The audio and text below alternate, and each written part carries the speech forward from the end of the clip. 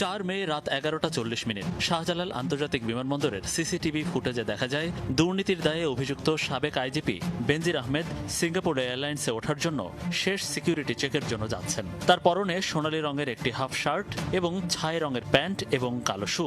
পালানোর সময় বেনজির আহমেদের সাথে তার পরিবারের কেউ ছিল না। প্রমাণ মেলে তাকে সেখানে ইউনিফর্ম পরা 2 পুলিশ কর্মকর্তা সহযোগিতা করছেন।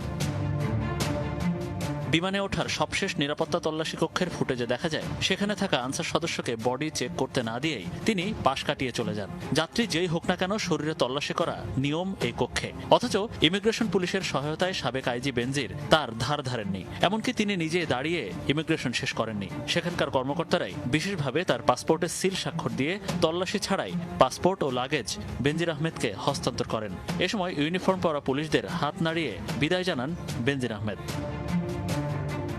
31 মার্চ বেনজিরের ঘরে আলাদিনের চেরাগ নামে রিপোর্ট প্রকাশের মাসখানেক পর সিঙ্গাপুরের উদ্দেশ্যে দেশ ছাড়েন তিনি। শেষবার 4 মে 2024 রাতেই তাকে শাহজালাল আন্তর্জাতিক বিমানবন্দরে দেখা যায়। কিন্তু এখন তিনি কোথায় আছেন তা কেউ জানে না। অবশ্য সংবাদ প্রকাশের পর বেনজির নিজেই ফেসবুকে বলেছিলেন তিনি জীবনে কোনো দুর্নীতি করেননি। যদি কেউ প্রমাণ করতে পারেন তাহলে আমার এবং আমার পরিবার হাসি মুখে সেই ব্যক্তিকে বা সেই গ্রুপকে আমরা সেই সম্পত্তি বিনা পয়সা লিখে দেব।